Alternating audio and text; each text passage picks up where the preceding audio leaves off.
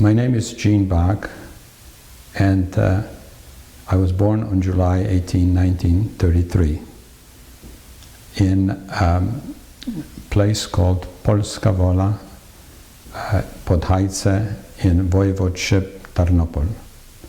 My parents, my father's name is Piotr, and my mother's name is Helena ni Wolf. I have a sister, Alina, who is 4 years younger than I am. The reason I would like to speak in English because there are quite a few depositions like that were conducted in Polish, and I felt that it would be proper and necessary to inform the English-speaking public about our odyssey during the war and afterwards. My parents moved to the area in 1923. They purchased some land over there and built a house. And my father was he was involved in trade. However, he had a small farm that was farmed and helped by the local Ukrainian person. He himself would buy things from the local farmers and would deliver them to the nearest city. The life was very peaceful for me. I was only 7 years old. I went to first grade. So it was a carefree type of life. We celebrated our Polish holidays quite a bit. And we had a number of relatives from Rzeszów. My grandmother and my aunts would come from Rzeszów to celebrate Christmas with us, especially Vigilia, which is the probably most festive holiday in the Polish calendar. So it was a carefree life. We really had a number of other celebrations like May 3rd with parades and Independence Day of November 11th, again with military parades and so on. There were soldiers from the nearest town marching with us. And then young people on weekends would have dances. So all in all, it was, as I said before, carefree life that everybody enjoyed. They worked hard, obviously. And most of the people had farms. My uncle, on the other hand, had a store in the nearest town. So it was just fun. We played in the fields. It was very simple. We didn't have exotic toys or anything like that. But with a ball made from rags and so on. So I quite often would walk across the little stream to my aunt who lived across the stream, and when I was little I walked with a bottle and kind of to have it refilled with milk, and so it was a very, very joyful life. What was the name of your aunt? My aunt was Karolina Wolf Bach. My aunt and my mother were sisters, and my uncle, her husband, and my father were brothers. So two brothers married two sisters, and we were very, very close, not only in Poland but through our life. She had two daughters, Krysia and Anulka, and one was a little bit older than I am, and the other one was about my sister's age. So it was fun. I mean, on Christmas, for example, Christmas Eve, we would, after Vigilia, we would go to a local church, singing carols, and the Christmas holidays were full of celebrations, and we had a group of kolędnicy, which are the carolers that would walk from a house to a house and not only would sing carols but would perform various tricks, and People in the country, they're kind of enjoyed life. As I say, they worked hard, but when it came on a weekend, on holidays, they really enjoyed their life. So once again, what was the name of this village? It was like a village, right? It was a village, but it was a village that was kind of created after World War I in the 1920s, when the number of Polish people came from Poland, central Poland, and bought some land over there and cultivated the land. My father's parents sold their land in the village that they were born in, Humniska, in the Rzeszów Voivodeship, and they came over to the eastern part of the Kresy because for the amount of money that they sold the land, they could buy much larger pieces of land.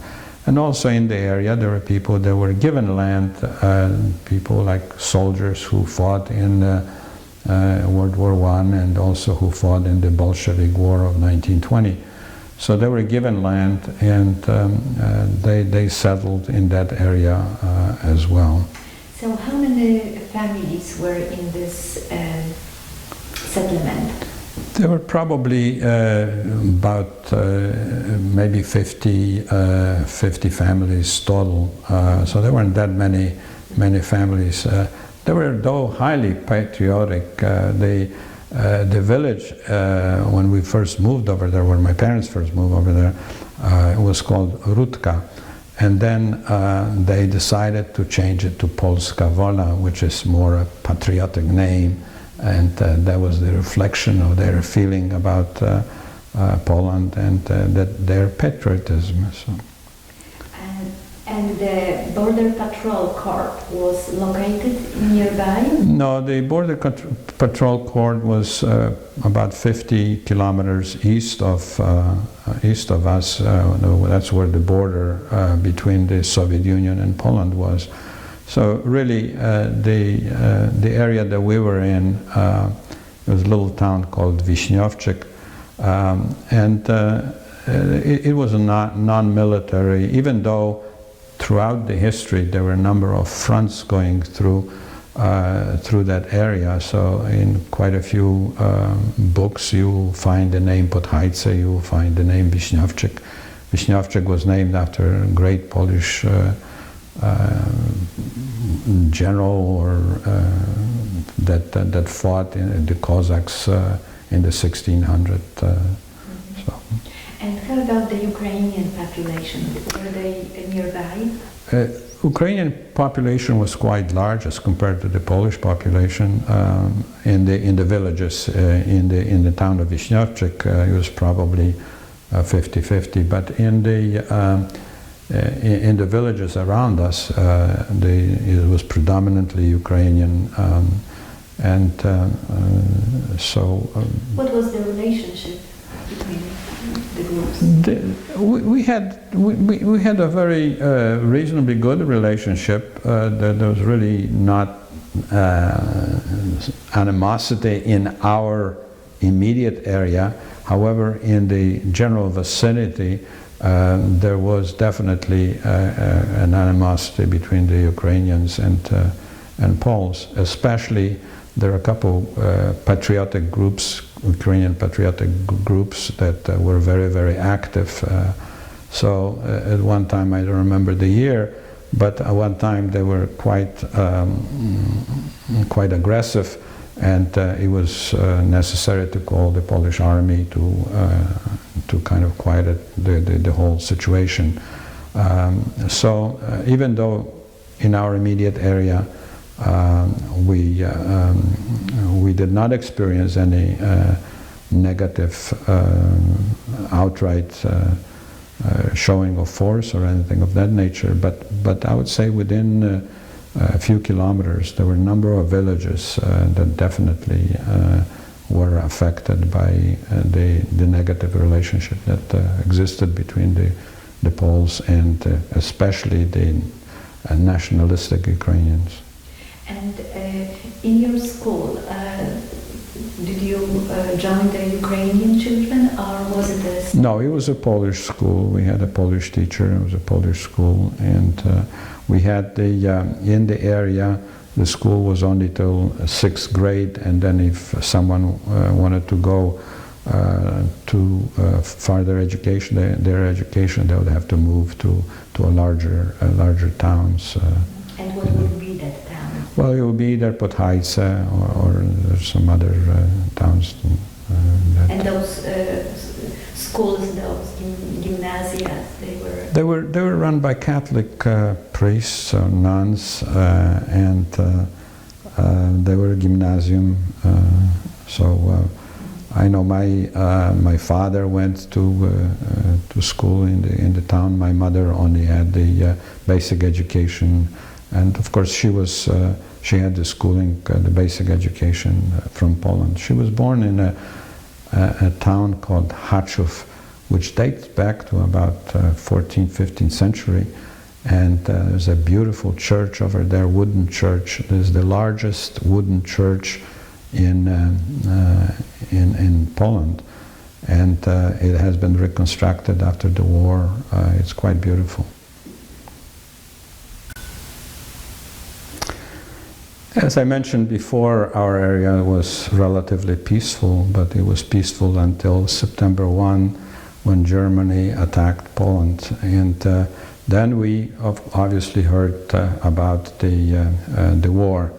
Our area, there weren't too many radios in there. In fact, my uncle was probably the only one that had the radio.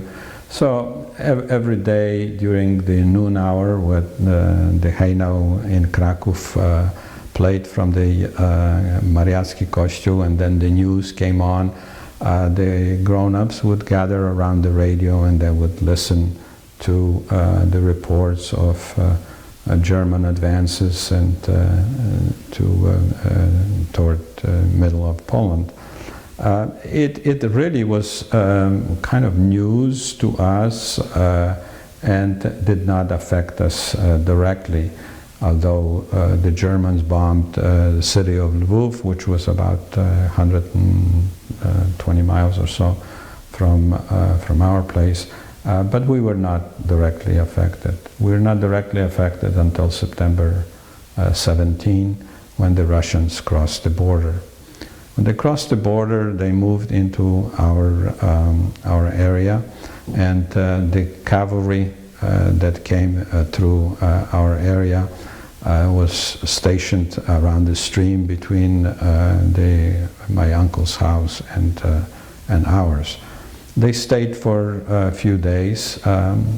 They were well behaved. There were no incidents.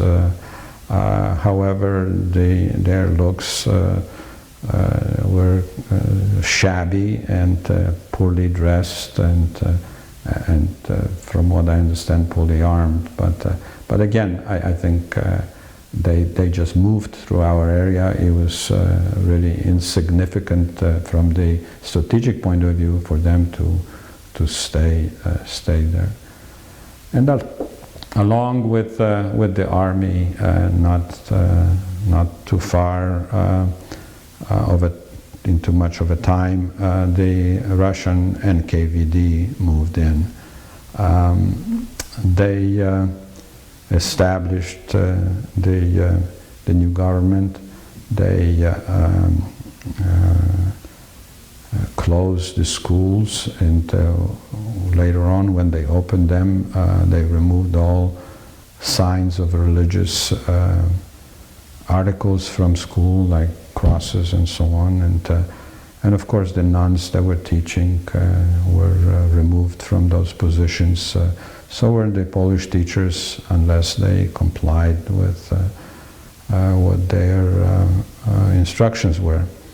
The life changed abruptly when they moved in. It's changed because all of a sudden things that we could buy in the stores disappeared from the stores by Russians that moved in, they were buying everything that was in sight.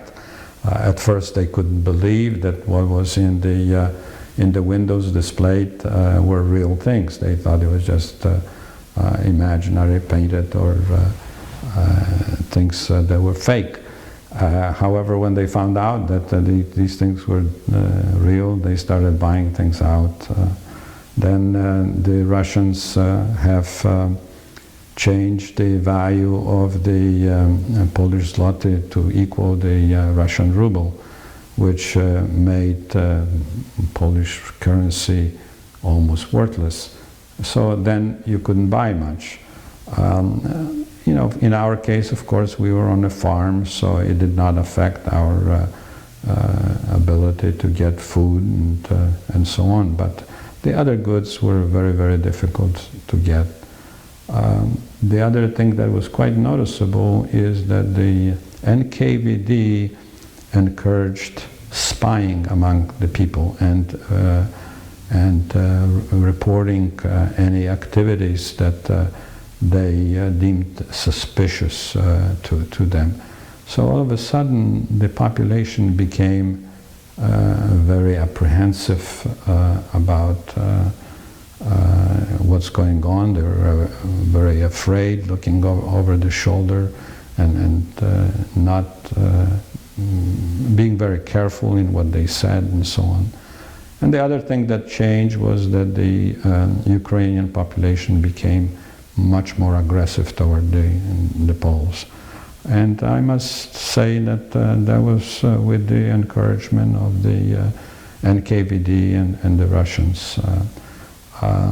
In our village at night, my father was telling me that they would patrol the area of the houses that Polish people lived with scythes and forks, and obviously they didn't have the arms, which were illegal, but you know, anything that they could carry and that could be used as a weapon, they were patrolling the houses. In our immediate vicinity, we did not experience anything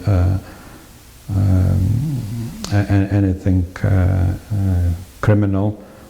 It was more of fear of what was happening. However, in the local villages that surrounded us, there are a number of homes that were burned down, there are a number of people that were killed, tortured, and so on. So we lived in fear. Our parish priest, at the encouragement of the local people, parishioners, left the village and was caught by the Russians and came back to the church. So the fear of the population was definitely evident and quite striking.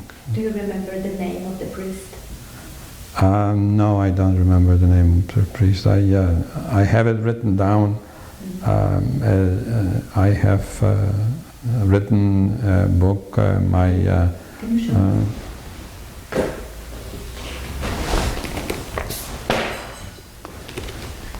Life's Journey, and in that book I have more specific, mainly because I have researched a lot of things. So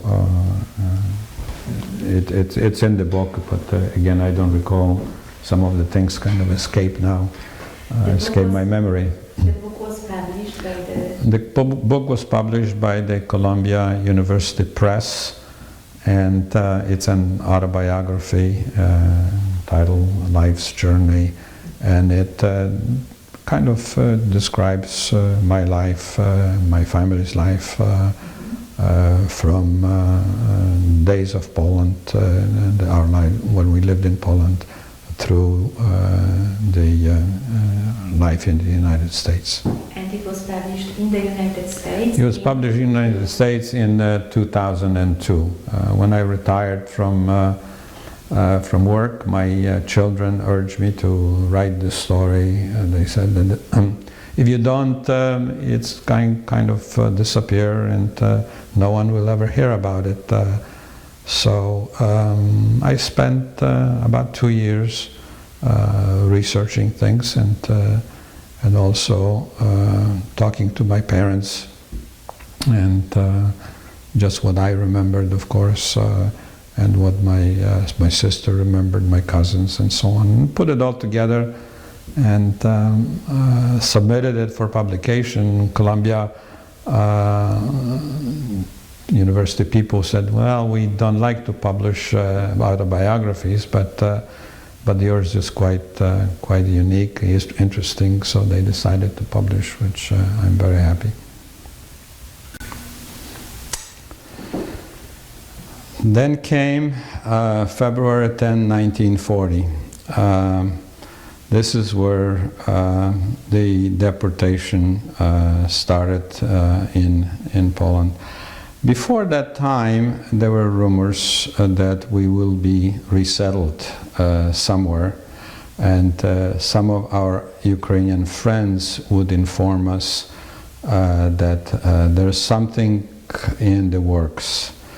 And my uncle, who was a priest, or he was a seminarian at that time, he was visiting us, and these friends suggested that he leaves the area because being a seminarian he would be endangered. So my father took him to the railway station and went with him to Lviv. And from then he was going to go to Rzeszów. Now this happened on February the 10th. So at 4 o'clock in the morning there was a knock at the door, and we opened the door, and a KVD officer came in with 4 more Russian soldiers, and there were some Ukrainian people outside the house. And he said to my mother, who was 24 at that time, 25, he says, "You are being resettled. Where is your husband?"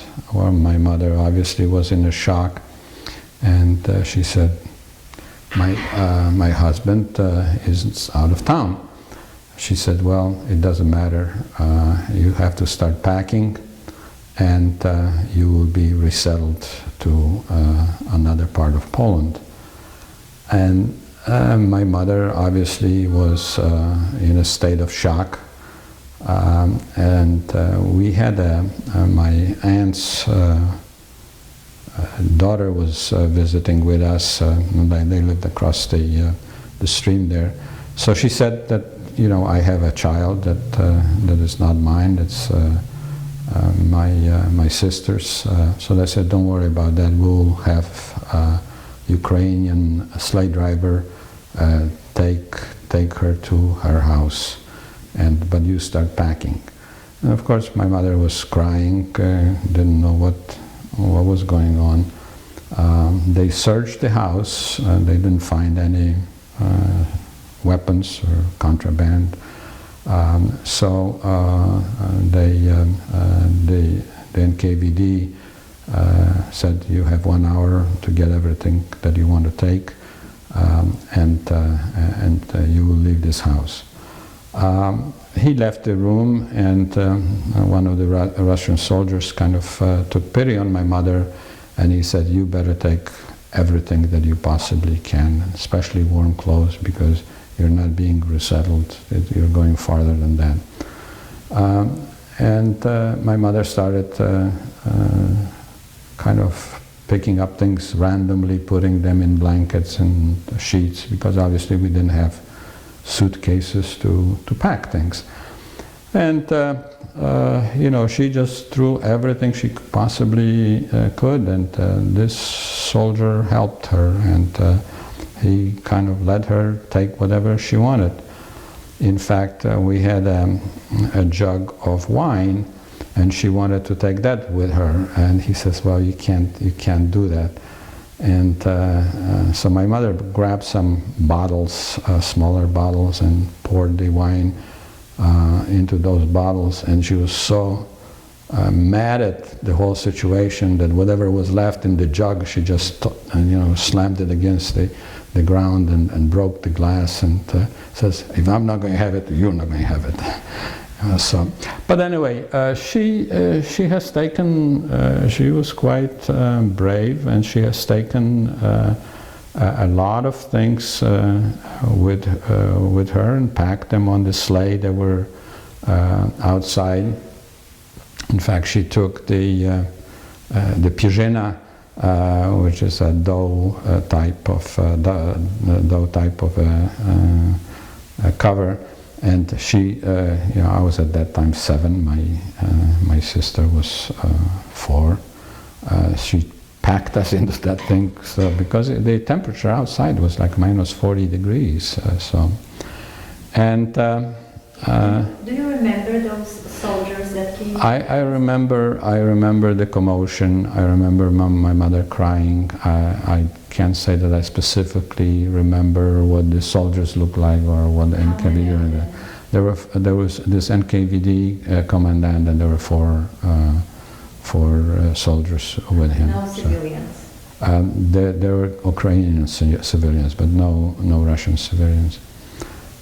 Anyway, they packed us into this sleigh and took us to a place, the closest Ukrainian village, where there was a gathering place of all the people from all the Polish people from our area. The people that were taken are the people that were not natives to the area, but people that moved there after World War I, so-called osadnicy, and we were considered one of them. When we got to to this gathering place, my uncle, who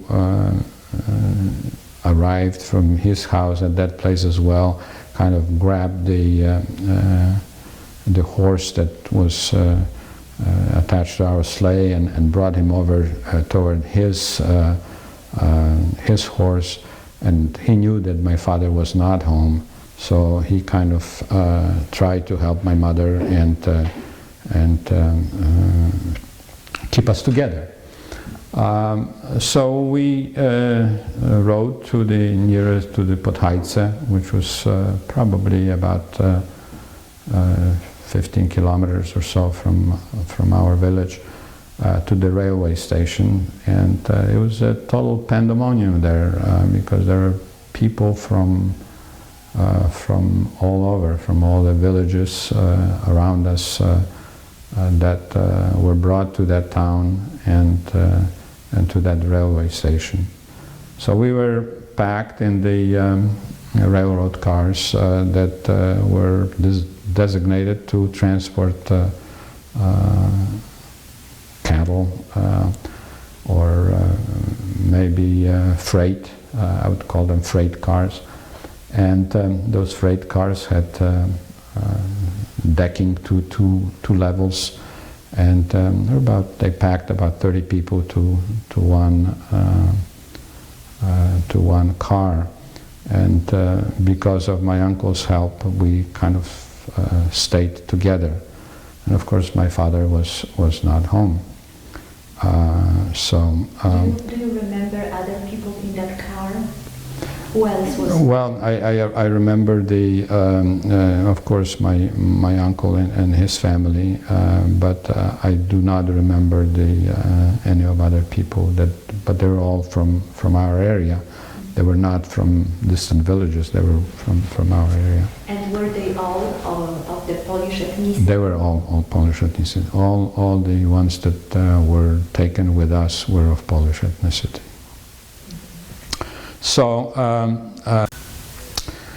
So we were really packed into this, into the train, and it wasn't just, it weren't just people from our village, but from surrounding villages.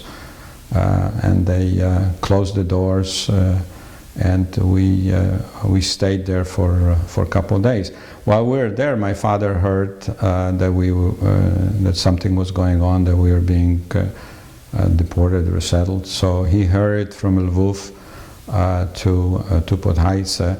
He couldn't quite get to Podhaice on train, so he had to walk in the last few kilometers from where the train stopped. Anyway, when he reached that area, he saw the train, and he asked the commandant that was guarding the train that my family is over there, I would like to join them. The commandant says, absolutely not. Whoever is in the train, in the cars, stays, and that's the end of it. You know. So you are not allowed to.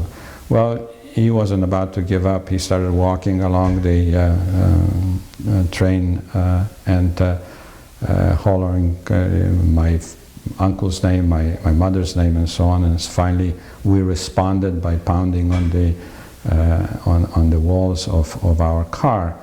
So he came over by the car, and my uncle pried a board from the wall of the railroad car, and he kind of squeezed in. My father squeezed in and joined us. Often we joked that he was the only volunteer to go to Siberia.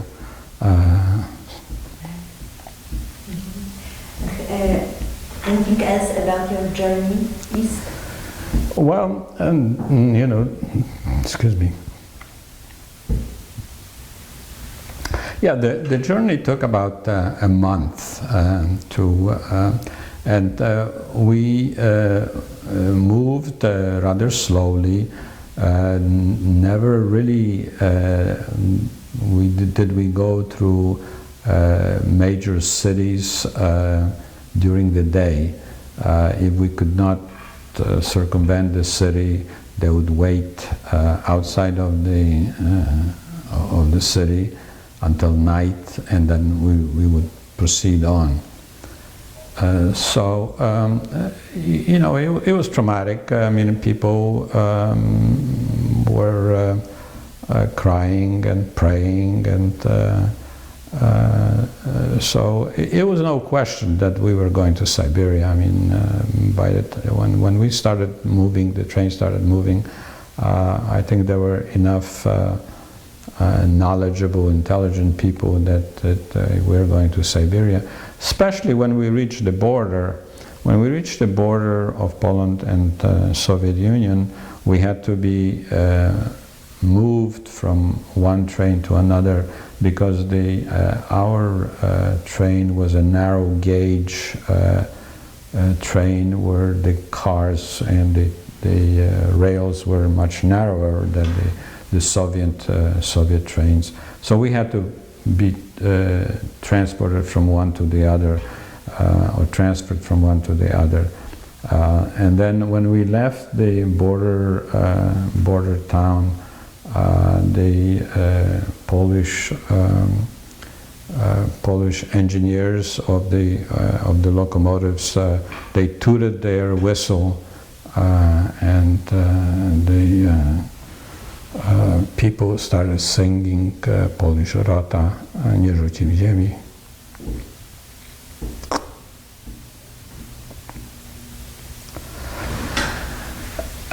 The ride through Russia, to Soviet Union, was quite difficult, because we didn't have enough food. For us, I think, thanks to my mother, I think we had taken some, but there are some people that were given much less time to pack. Now, for example, my uncle was given only about 20 minutes. We were given about an hour. So obviously he took much less things with him than we did. People shared their food with others. The worst part of it was the situation with the children. You know, they didn't understand what was going on, and they were crying and so on. So, where did you arrive? We traveled through the Ural Mountains down to the Asian part of Siberia, and we went to a place called Irbit, which is a fairly sizable town, and from there we went farther north, and as we would travel a few kilometers, the Soviets would uncouple one of the cars and just left it there, and then continued on, and a couple more cars and so on. And then the people like ourselves, that the rail car was uncoupled, on the station, usually there was sleighs waiting for us to be transported to the labor camps, or what they call the Spetsposhowek. The one that we went in, it was quite a bit in the forest. It was away from any settlement. It was a pretty wild area. At night we heard wolves howling, and people were forced to work in the woods, cutting trees, timbering. And how far from the railroad was this show? it was. We traveled probably a good day on the sleigh. And it started part of the day, and then we stayed in a place, in some barracks that were built a while back, and then the next day we finished our journey to that Spetsposhowek. I don't remember exactly how many kilometers, but it was... Yeah, a day ride. Well, most of the people had to walk, but the things that we had, you know, the baggage and whatnot, and you know, it was on the sleigh, and they would put that on the sleigh, and the grown-ups walked, and the children would ride on the sleigh. So, did you find yourself together with your brother? We were together. We were together. Most of the people that were with us were from our village. When we arrived, though, at that excuse me, Spetsposhowek, there were other people already there, and they were from other areas. So it wasn't just from one area that were there. All of them were from Poland. All of them were from Poland. All of them were from Poland. Mm-hmm. So, was your grandmother with you? My grandparents were with us, and my mother's brother was also in the same place. We all ended up in the same Spetsposhowek. What happened was, a few months later, there was a KVD commandant came over to our Spetsposhowek, and he was asking that he needs volunteers to go to his Spetsposhowek because he didn't have enough workers. Now, no one volunteered. We learned very quickly not to volunteer in Russia, and he selected a few families. And he said, no, you will go, and you will go. And he selected us, but did not select my uncle. And then, of course, when that happened, my uncle went over and explained that, this is one family and all this. And he said, okay. And so he took us, all of us, and then we were moved from Irbit, which was north of Sverdlovsk, down more towards Sverdlovsk, closer to Sverdlovsk. And we ended up with a place called Kutir. And in that place, there were barracks. There were very long barracks, probably, I would say, 10, 12 families in the barrack. There were about maybe 4 barracks in that place. People worked in the woods, cutting trees, and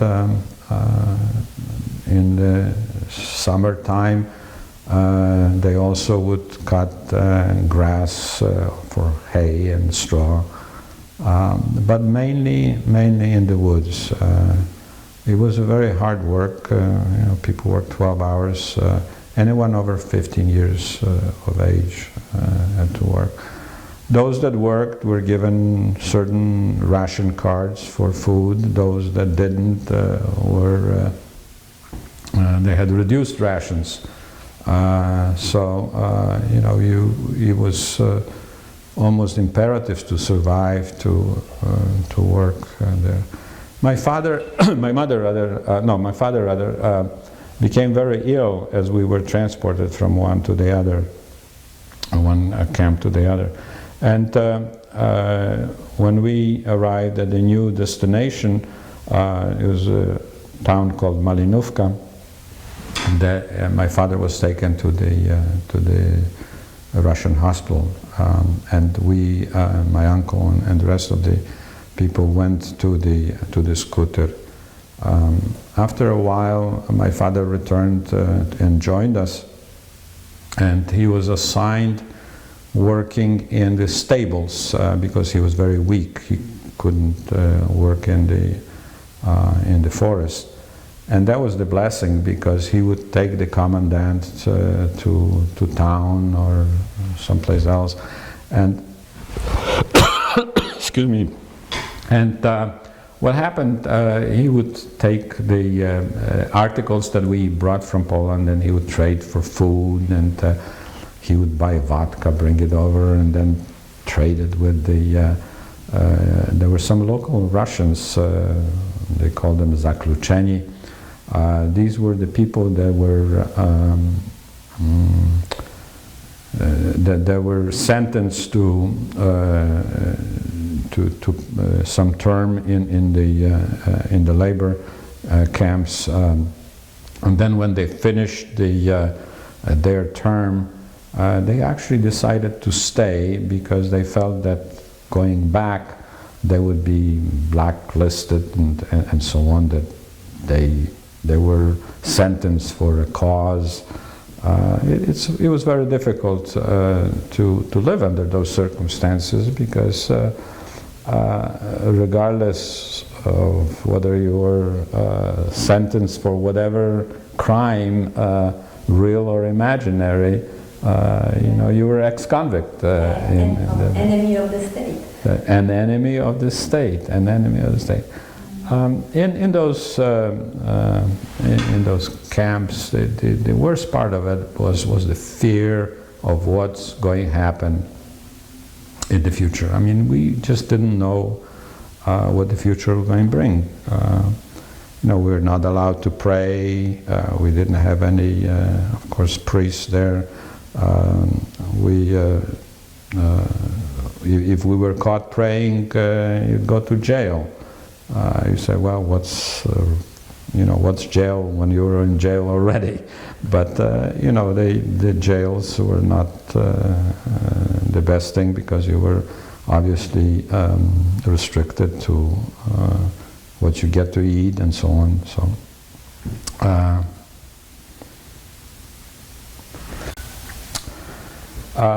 there weren't that many people that were taken with this new commandant to the Kutyr. My grandparents that were deported with us, they stayed, and my mother's brother also stayed in this area, in that Irbit, the original area.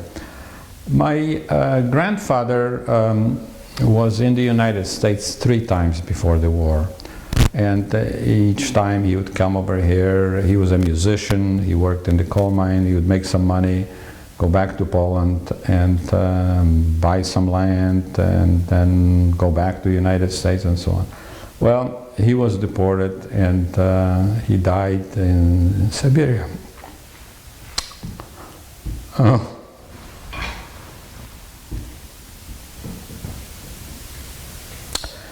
We, on the other hand, were surviving thanks to what my mother did and what my father did in that camp. As I mentioned, him working in the stables was obviously very beneficial to us because of his trading for articles of clothing and so on, for food. The amnesty, when it came for the Polish people in August of 1941, this is after Germany declared war on the Soviet Union, did not reach us immediately. We heard about it when my uncle, who was in the Polish army and was released from the prison, came over to our camp and told us that there is an amnesty, that we will be able to leave the area.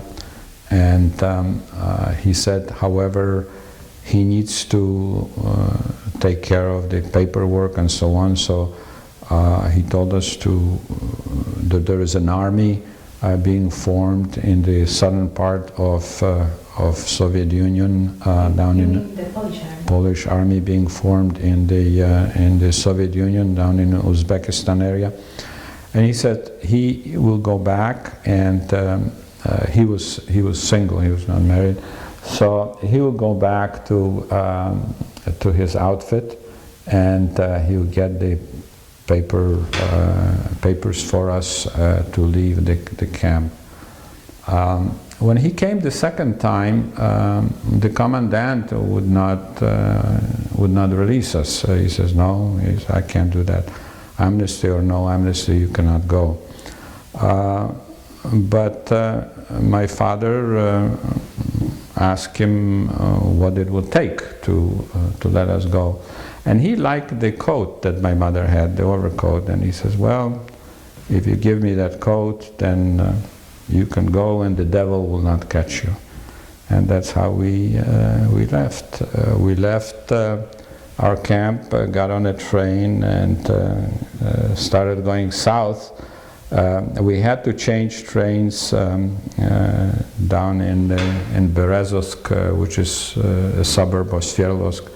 And when we were changing trains, some woman came to us and she said, "Don't go back to where you stayed overnight in that town, because they're already looking for you." So my mother left something, and she was going to go back and pick it up, but obviously she didn't. So we got on a train, and then once we got past into Sverdlovsk, we were able to see Polish military people, and we knew that something has changed, and that we'll be able to get where we are going. The trip to Uzbekistan was quite difficult as well, because it was very hard to get food. The trains were very, very crowded because it was the war with the Germany was kind of affecting that area already, bombing and so on. So a lot of people were trying to escape. Going back to the Posiałek, when you were leaving, how many of you left and how many stayed in that Posiałek? To the best of my knowledge, we were the only family that left. When my uncle came the first time, when he left, there were a number of men that went with him to join the Polish army. But most of these people were single people, men that really didn't have families. So, but the married people usually stayed. And the people that stayed actually stayed through the war, and then returned to the end. Yeah, to the end, then returned to Poland 1946-47 after the war. So in your group, that was your family, specifically your father, your mother. Was there a sister? And there was my aunt, because my uncle was the one that went with the one that came to inform us of the amnesty. He went to join the army. So the uncle that lived with us in Poland, he went to join the army first, and he left his wife and 2 children. One child, and my aunt was expecting at the time, but he left them and he went to the army. So when the uncle that was in the army came back to pick us up, we went, and my aunt and her daughter came with us. The other daughter died of typhoid while we were in the camp. In Siberia? In Siberia, yeah. How old was she? She was, at that time, she was 6, I think. Do you remember her name? Christina, yes. But anyway, when we arrived at that camp down in the southern part of, we had to go through a number of cities, and it was quite traumatic because of the crime rate in those places was unbelievable. We kind of had to stick together and make sure that we don't go outside of our circle,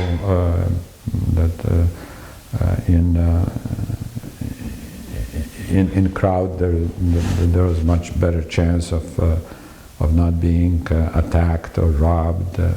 But anyway, we arrived at that city in Yakubak in Uzbekistan, and that's where my father joined the army, Polish army. He joined the Polish 5th Division named the Lwów, and the same one that my uncle was in. We were being fed by the Polish army. So you were immediately with the army, right? We lived in the Uzbek village. We rented a hut, a mud hut from the Uzbek, and we lived with them. But we would go to the camp and get food and bring it to our thing. And the Polish soldiers, they shared the food with us, because the army was not supplied enough food for the army and the civilians. It was just for the army, so they had to share the food with us, which they did, gladly.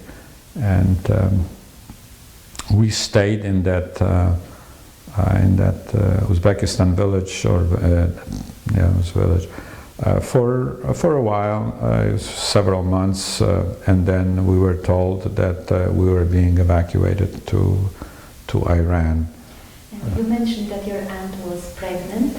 Yes. At that time, yeah. so the baby was born in... No, the baby was born in Iran.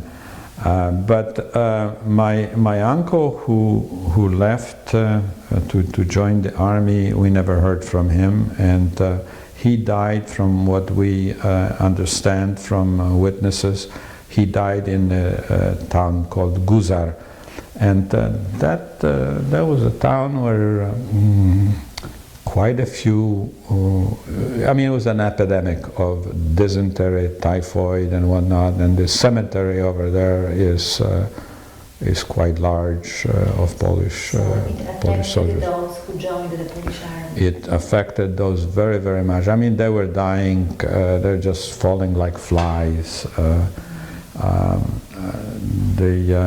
It was coming from various parts of Russia, Siberia, where it's cold, and all of a sudden you're in where the heat is, and the facilities were not very sanitary, and so on. So it was pretty common to have the dysentery, the typhoid, and those kinds of things. His wife was with you, correct?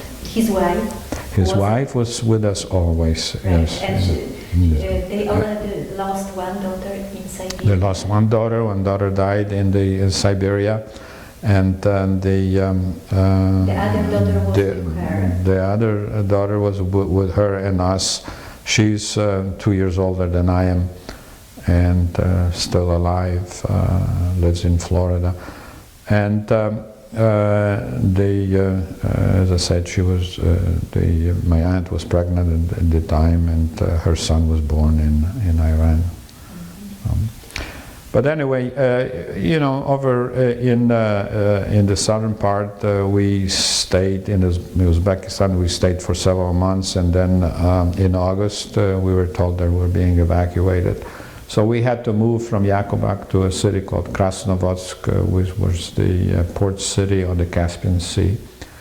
And the agreement with the Polish government and the Russia and the Soviet government was that they would transport the Polish soldiers and families to Iran. That was August? That was August 1942. That's correct. That's August 1942. And the Soviets provided several ships. Most of them were freight type of ships. And the trip across the Caspian Sea took 2 days. The conditions were just horrible because there were no facilities, so people had to kind of go to the bathroom overboard, and they put some blankets around and so on. But the thing that the people were very joyful that they finally left the hell. In a way, they handled the situation quite well. I think if it was today, I mean, it would be very difficult to survive that. So anyway, we came to Pahlavi, and we were transported from the large ship to a smaller ship because they couldn't come close to the port. So we stayed on the beach, and we just had a tarp over our heads, and a lot of people developed dysentery. A lot of people developed typhus in that place as well. The dysentery was quite common because of the change in diet. We were given food by the British government at that time provided us with food and so on.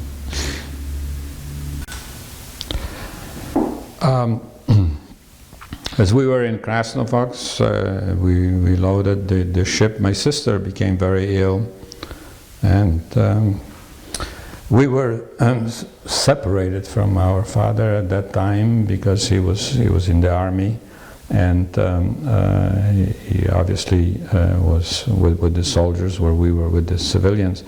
My sister was quite ill. She developed extremely high fever, and the doctors really had no hope for her survival. But they said, look, make sure that she gets on the ship, because otherwise you'll never see her again. So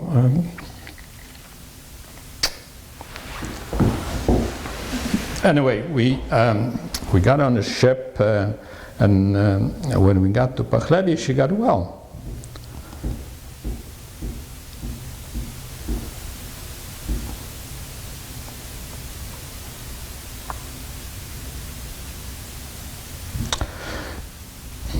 Probably prayers.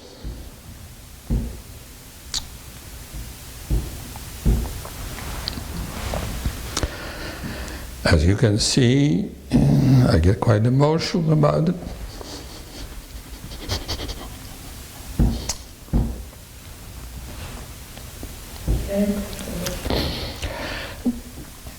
Anyway, we were on the beach in Pachlevi, and I became very sick, and my mother took me to the hospital. And the next day, when she came to visit me, I was no longer there, and she was asking, "Where is my son?" And I said, "Well, he has been transported to Tehran." And of course, Tehran to her was a place that she never heard of,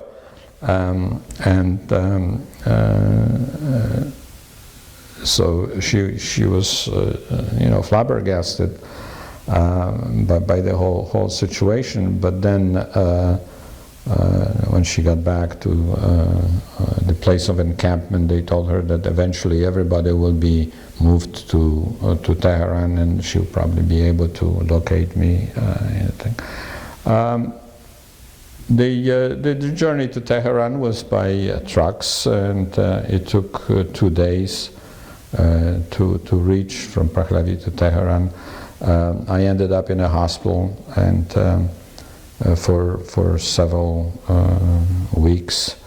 And when I got well, they asked me where I would want to go. I had no idea. I didn't know what my mother was,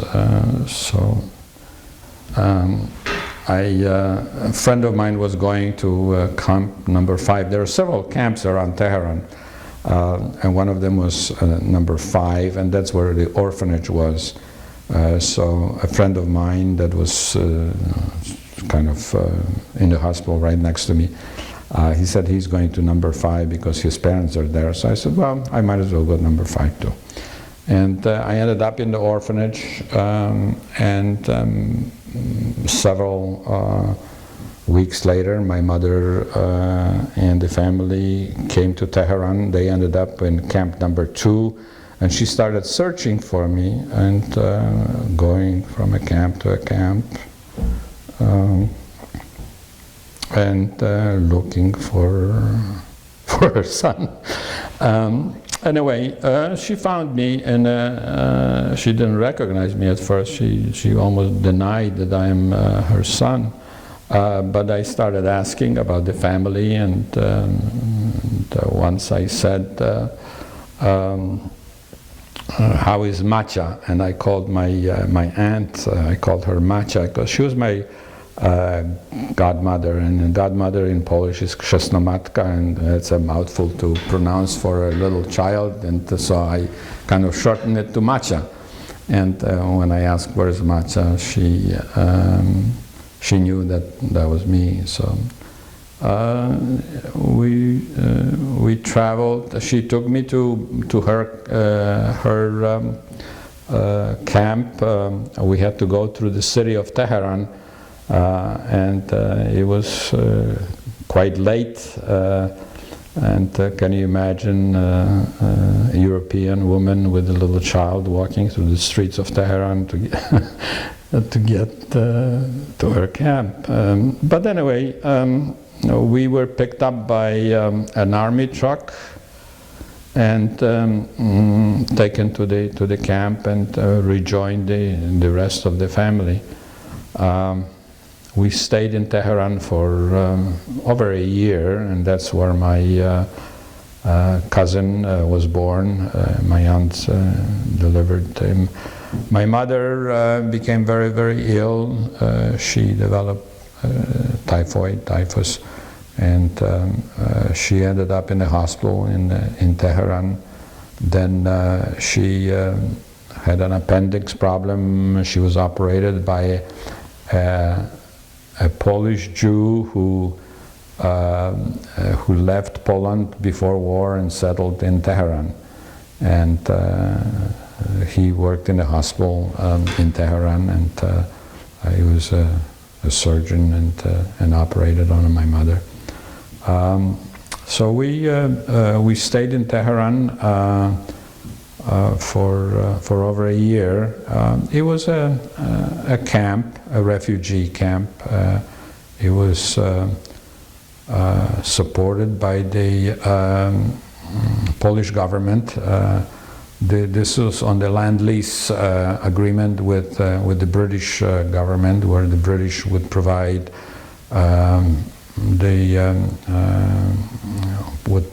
the sustenance, the clothing, the food, and so on, and for credit, and Poland was to repay the credit after the war. So this was throughout the war. All the refugees camps that we were in were on that basis, that the Polish government made an agreement with the British government to provide necessary means for the Polish refugee to survive. I went to school in Tehran. They established Polish schools, very primitive. We were outside sitting on rocks, and we had a little chalk that we would write on some stones and so on. So it was very, very primitive. Of course, by that time I was a couple years behind schooling because I lost, when we were in Siberia, I lost time. Even though in Siberia I went to Russian school, but you know, it wasn't quite the same, so I had to go back and start from scratch in Tehran. In Tehran, we lived as a Polish community. It was a refugee camp. We felt free, we felt happy. The only big question was the unknown of the future. That was as in Russia, the fear and the unknown. Over here, the fear was removed, but the unknown was there. And anyone that did not experience this, you know, what is going to happen to us, really cannot appreciate the fact that it plays on you. It plays on your mind. Excuse me. It's very difficult to deal with. But anyway, at least we didn't have to worry about the food, the clothing, and the life kind of moved on. The other things, then of course there are a number of people that had their fathers and their husbands in the Polish army. And you know, it was the war, and there were the times where Polish army was getting ready for battle. So some of the news were not necessarily good, and that was the time in Tehran where we experienced the death of General Sikorsky, and so you know, even though our sustenance and we were provided for, cared for, still it was quite difficult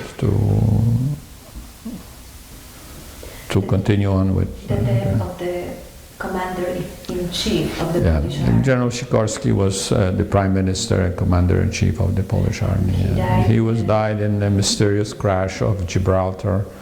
And 1943. It was 1943, July 14, I think it was. And the crash occurred off the Gibraltar, and there was a strong suspicion that it was arranged, possibly by the Soviets, possibly by even the British or the US. General Sikorski was quite outspoken as far as what he wanted for Poland. He wanted not only free Poland, independent of the Soviets, but he wanted the Poland with the pre-war borders.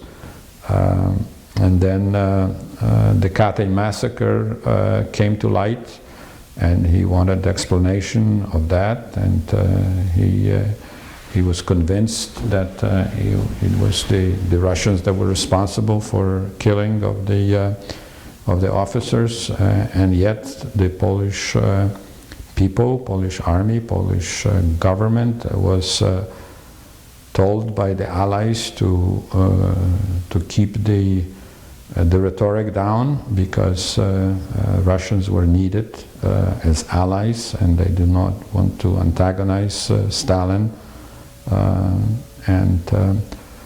So it was difficult to come to the truth. However, number of people have soldiers, Polish people have given depositions of what they knew about the circumstances, and even though there was no 100% proof from independent sources, independent Polish sources, of course there was a lot of proof that was gathered by Germans when they uncovered the graves, but at that time, that wasn't the case. So many Polish people didn't have doubts because of the occupation. The Polish people have doubts because they knew the Russians, and they knew what they're capable of, and they knew that it is not beyond their capabilities to do such a hideous crime. But there were a number of refugees in our camps that had their relatives missing. They were missing. So it was quite traumatic. So from Tehran. From Tehran, we went to a place called Ahvaz, and Ahvaz was a transitory camp on the Gulf of Persia. And from there are people that were sent to either India or Africa. And we stayed there for a few months, and then we were told that we're going to go to Africa. So my mother was designated to go, and my aunt was not. Of course, they raised all kinds of hell, and they said, well, no way, the Russians didn't separate us, you're not going either. So anyway, we all boarded a freight train that would take us from Ahvaz to Karachi, and in Karachi we were supposed to change ships and go to Africa. As we arrived in Karachi, my newly born cousin became very ill, and the doctor said there's no way he can survive the journey to Africa, and he suggested we disembark and go to the what's called country club, which was kind of a misnomer, but anyway, it was outside of city of Karachi, and again it was a transitory camp. A refugee camp, right. So we ended up in that camp and it was like a tent city. We all lived in tents. We had common mess hall that we were fed 3 meals a day, and we went to school. That's where people started developing malaria. It's quite widespread among the refugees. I ended up in a hospital with malaria, and my sister had malaria. So it was quite common. And the little boy of your aunt? And the little boy, he survived. He was fine. You know, once we got to the refugee camp, I don't remember what was the diagnosis, but he survived, and we stayed in the camp for almost a year, I think, and then we went to Voivode, India, which was outside of city of Kolhapur, in the southwestern part of India.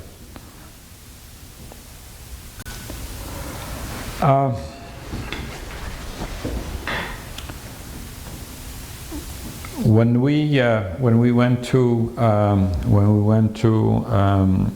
Tehran, my father, with his outfit, went to Iraq, and that's where they trained in Iraq for the war. We corresponded with him, so we knew his whereabouts, where he is. He also had traumatic experiences. He was very, very sick, and he had to be hospitalized. When he got out of hospital, he couldn't join his outfit anymore, which was the infantry, and they put him in the heavy artillery, anti-aircraft artillery. But he was with the Anders army in Iraq, and then he was moved to Palestine, and from Palestine he went to Egypt, and then from Egypt to Italy. As I said before, during that time we corresponded with him, and he has not been able to visit us, although some of the soldiers had furloughs, so that they did go and visit their family. My uncle, who was in the same outfit as my father, he came over and visited us in Tehran. He visited us in Tehran, and he also was transferred to Iraq, and then Palestine, and then eventually to Italy. So he was with the 2nd Polish Corps? He was with the 2nd Polish Corps, which was under General Anders, and it was part of the 8th British Army. And their first engagement was Monte Cassino in 1944 in May.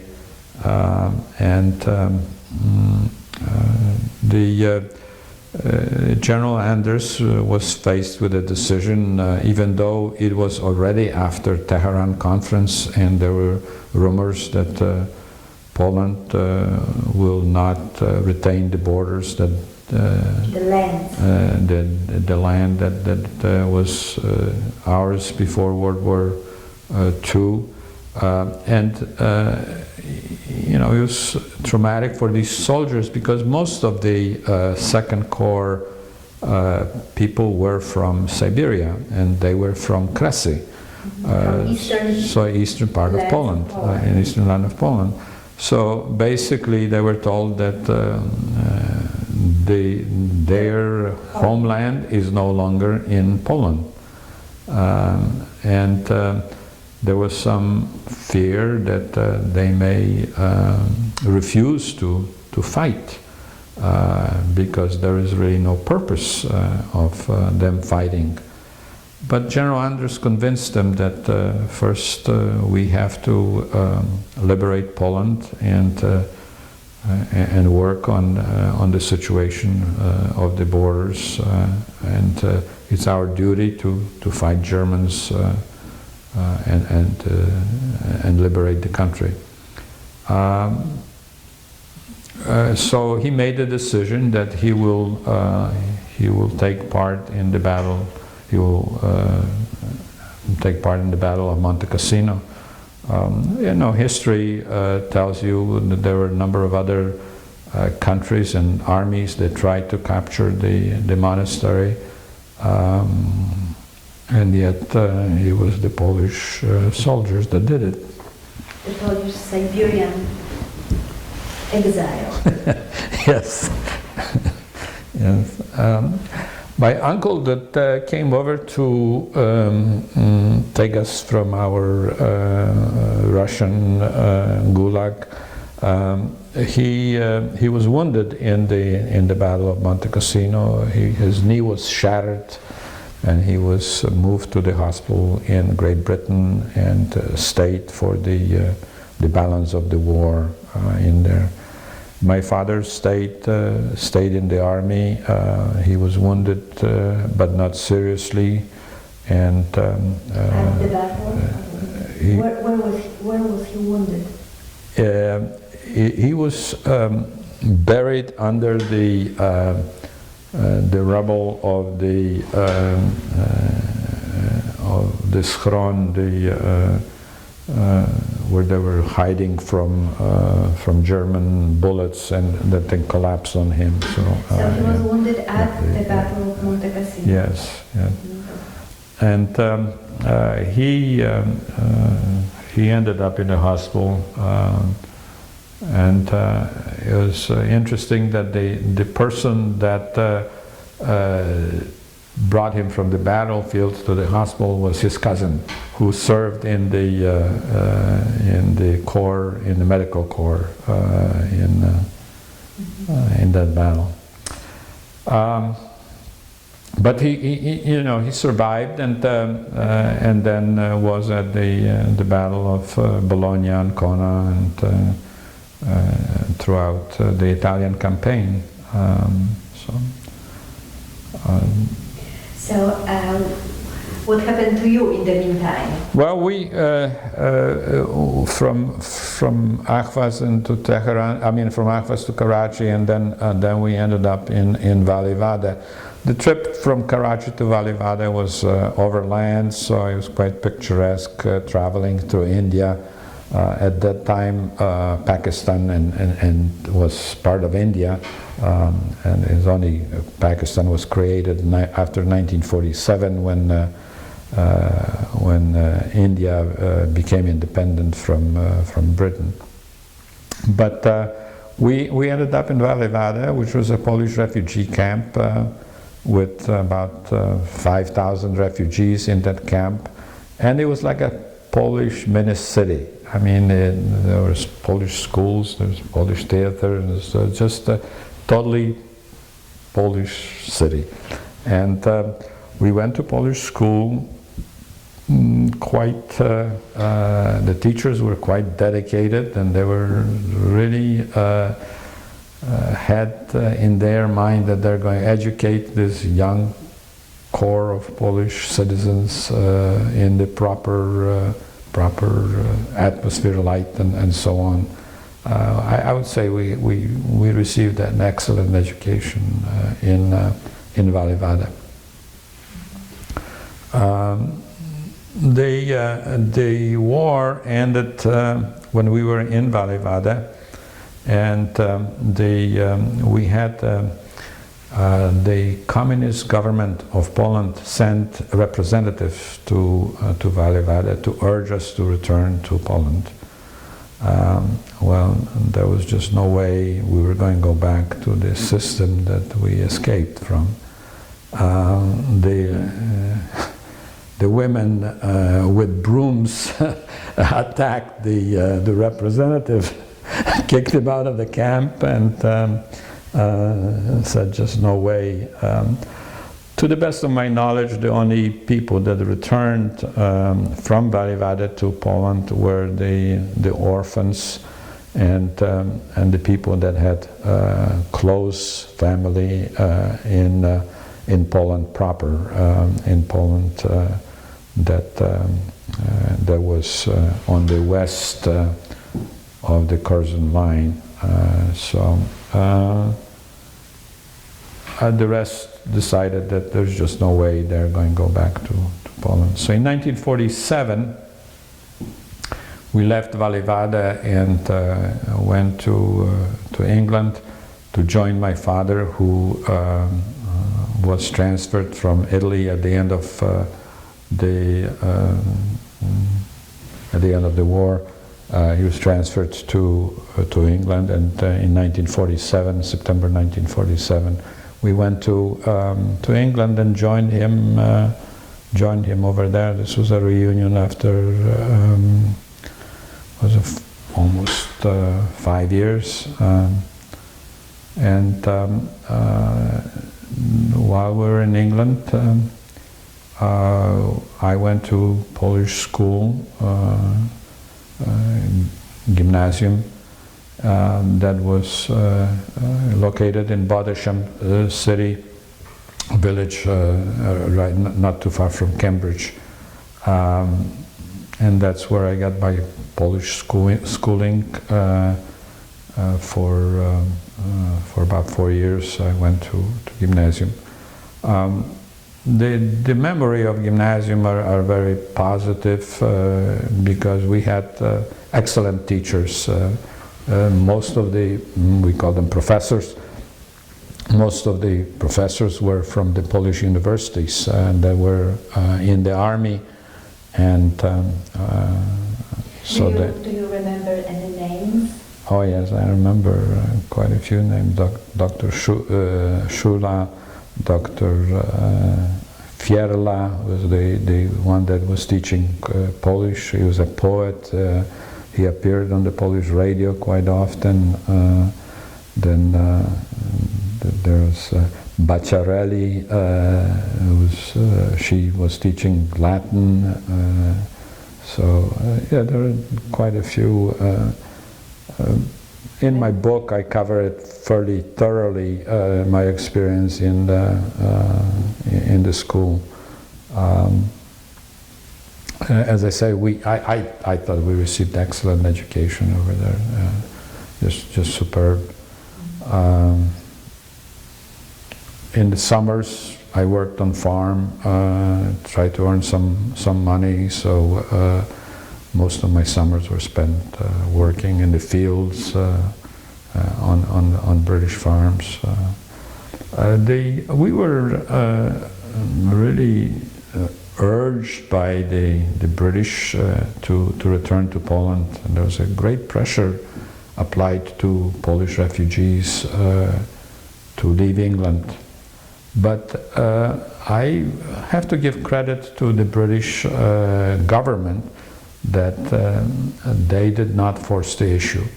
I think British government made a commitment to Polish army and their families that if they so choose to stay in England, they can.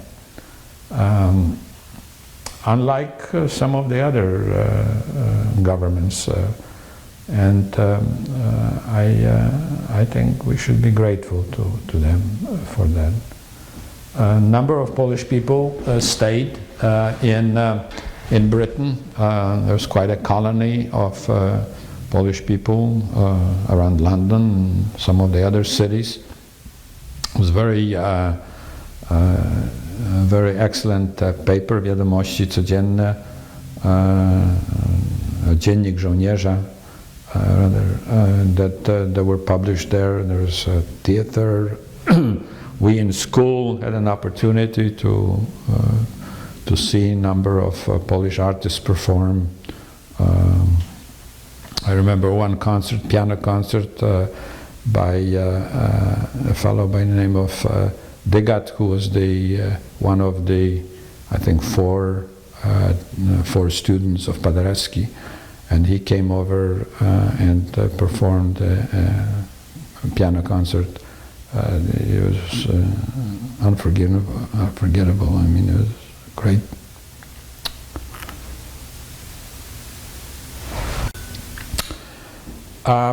We had obviously a choice, a decision to make whether to return to Poland or to stay in the West. I don't think there was any question that we would return to Poland. I mean, there was just no way we would go back to hell. So we decided to, for the time being, to stay in England. In the meantime, my mother's half-sister, who emigrated to United States in the 20s, found through the Red Cross, I believe it was, that there is such a family in England, and she wrote a letter and saying that, are you my relative, and so on.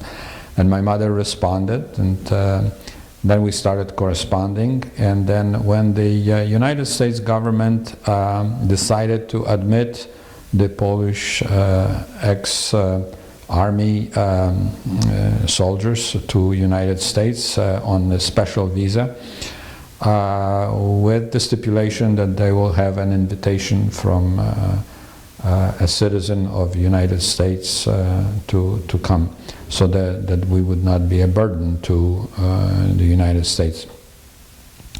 So my aunt that lived in Cleveland, she decided to sponsor us, and we applied for the immigration to the United States. The British government again came through. They said to the refugees and the ex-soldiers that you make a choice where you want to go, and we will provide you with the transportation, the cost of the transportation. So once we filled the papers, we had to go to the American consulate and get physical and all the necessary paperwork and so on. And I must admit that the British, they kept everybody. The Americans, the Canadians, they only wanted people that are healthy, the people that would contribute to their that's right. And anyway, fortunately, in our case, you know, we all were healthy, and the aunt provided the necessary papers. And in 1947, 1952, I'm sorry, 52, we decided to immigrate to the United States. We traveled in style. We traveled on Queen Mary. Thanks to the British government, and it was quite a eye-opener how the other people live. Anyway, we arrived in New York and took a train to Cleveland to join my aunt. In the meantime, she already arranged for an apartment for us, and arranged for my father to have a job. And so when we arrived, got on a train and came to Cleveland, she met us at the Terminal Tower railway station and took us to her home, introduced us to her family, her friends, who really helped us out with material things that we needed, because all we had is one suitcase and $100 to the name. So anyway, but people were very generous, and I enrolled in high school because I have not finished all my the secondary education in England, so I still had 2 years to go. But I was already 18 years old. So my father said to me, he says, son, he says, you're too old to go to 10th grade. Why don't you just go to 12th grade and, you know, get it over with? So I said, But I enrolled in 12th grade, and I told, this was Catholic school at St. John Cantius, and I told the principal there, I said, I'm not sure, you know, where I belong or not here, but my age tells me that I do. She agreed with me, but she says, well, we will see, and depends how you do. If you do well, you can stay in the 12th grade, but if you don't, we'll push you back. Well, it so happened that she was also teaching Latin, and I took 3 years of Latin in there, and I blew everybody by, because, and she was so impressed. She said, "Oh, you belong over here. You belong in 12th grade." But anyway, I had absolutely no problems at all with any of the subject, except obviously I had no American history, and my English was quite poor.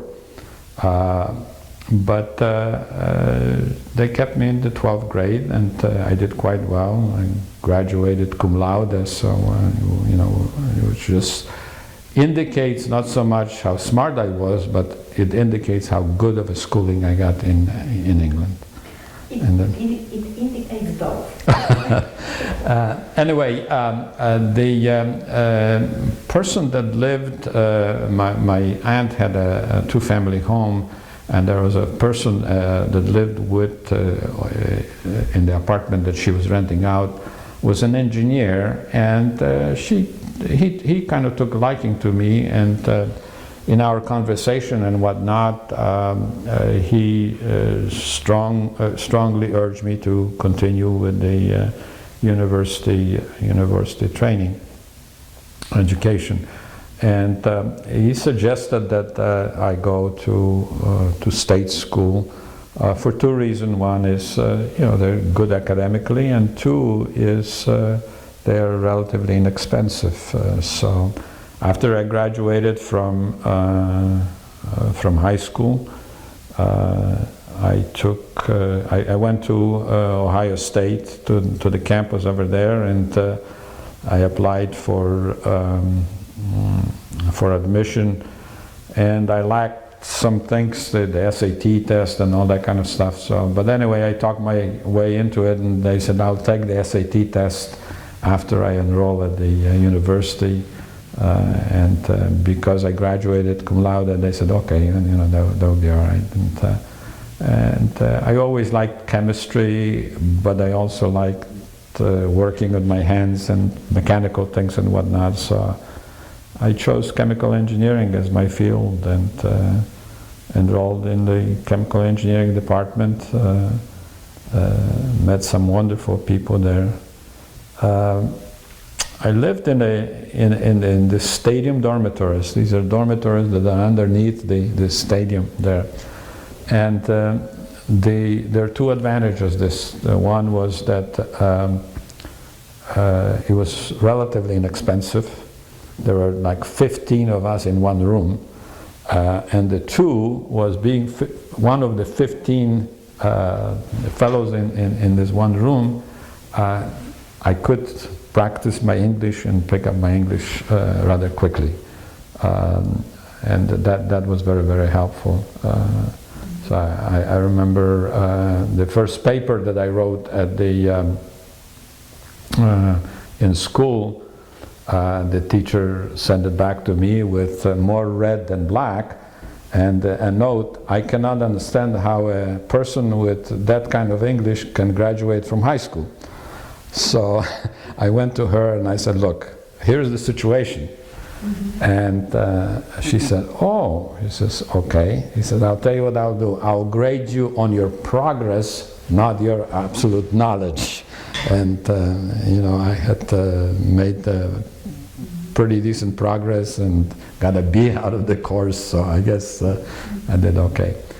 But anyway, I graduated in chemical engineering, and then started working in the chemical industry.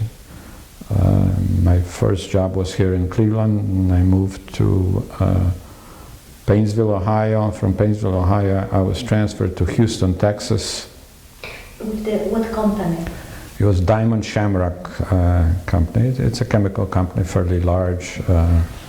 Is no longer in existence. It was sold, and there's still part of it as a Shamrock Oil, but not as a chemical company. But anyway, I spent a couple of years in Texas. I didn't care for Texas. After going through kind of hell, I could not get adjusted to the southern way of treating black people. I mean, to me, it was just totally revolting. But anyway, so I decided to ask for transfer to New Jersey. I worked in Newark, and then the plant in Newark shut down. So I applied for a job at Mooney Chemicals in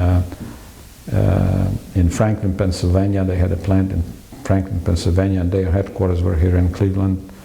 I was hired as a plant manager in the Franklin plant, and lived over there for 22 years, and was then transferred to Cleveland as president of one of the divisions, and then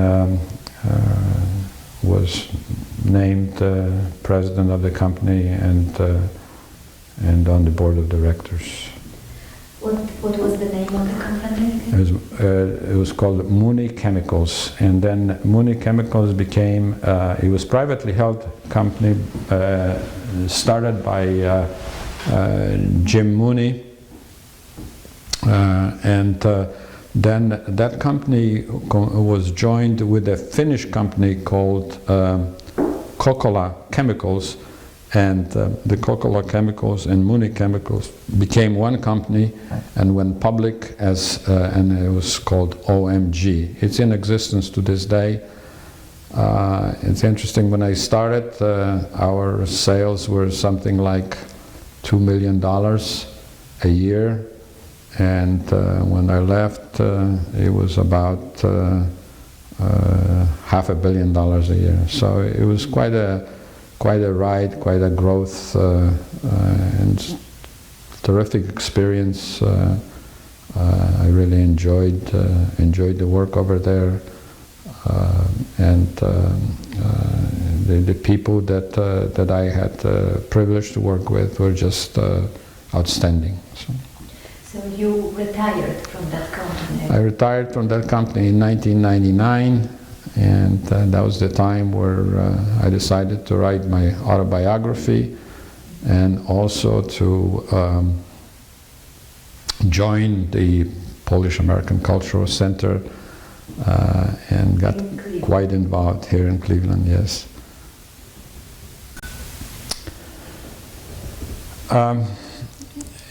I would like to get back to our first days in the United States, because I alluded to my schooling, but the life in general wasn't a piece of cake either. When we first came over here, of course, the war ended. There was unemployment, and there was lack of housing in here. So the people that came, the refugees that came over here, had a tough time. First of all, they were called DPs, displaced person, which you may question whether it's derogatory remark or not, but it was considered derogatory, because they were pointed by that they were accused of taking jobs from the Native Americans and so on. So when we were here in Cleveland, you see graffiti, DP, go home, and things like that. So it wasn't very pleasant.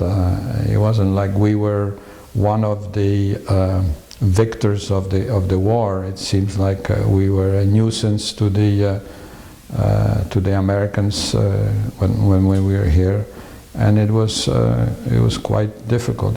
It was mostly difficult, and I hate to say this thing, in the areas where there were Polish enclaves. I mean, when I went to school, I did not face that. In Columbus, Ohio, I did not face that. But in Texas, when I was in Texas, I did not face that.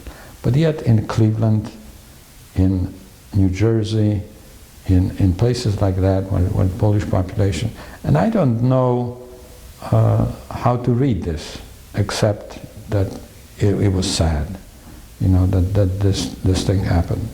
So we had to struggle through that. We had to struggle through that, and we were determined. By we, I'm talking not just by myself, but other people that came. We were determined to show that we are just as good, if not better, in a lot of respects, and that we will demonstrate that we should be accepted as a positive element to the American culture and American horizon. It's interesting. Americans in generally, they have to find something or somebody or some nationality to pick on. They picked on it. The Irish, they picked on the Italians, and they picked on Polish. It is unfortunate, but those are the facts as I see them. It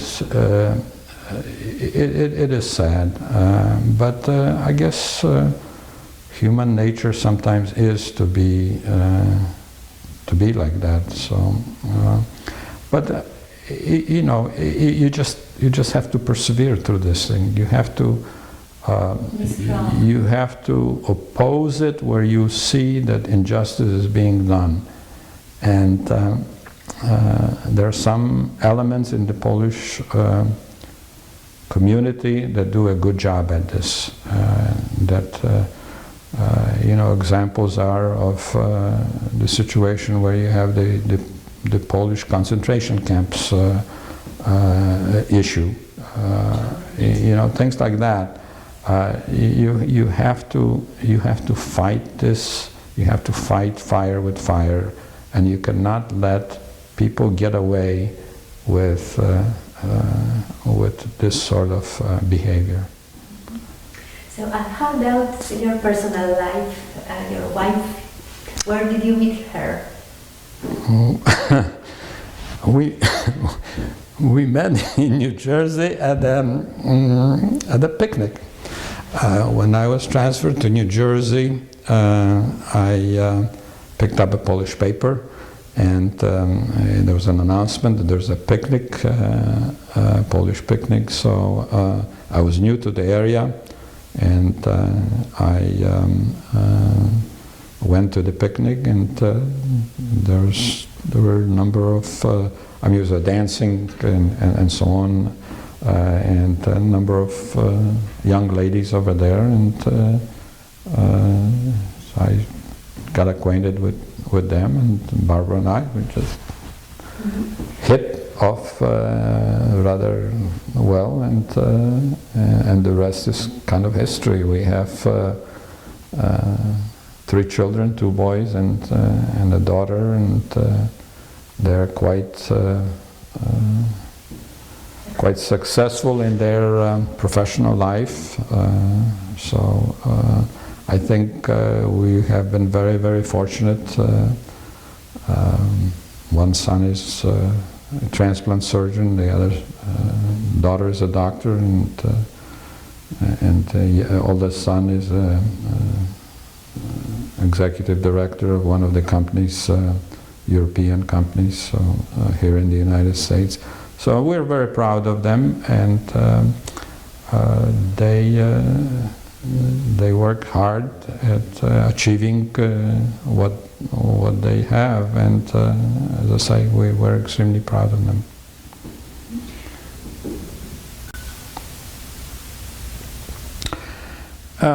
As you gathered, this odyssey was quite not only interesting but difficult, and the things that I would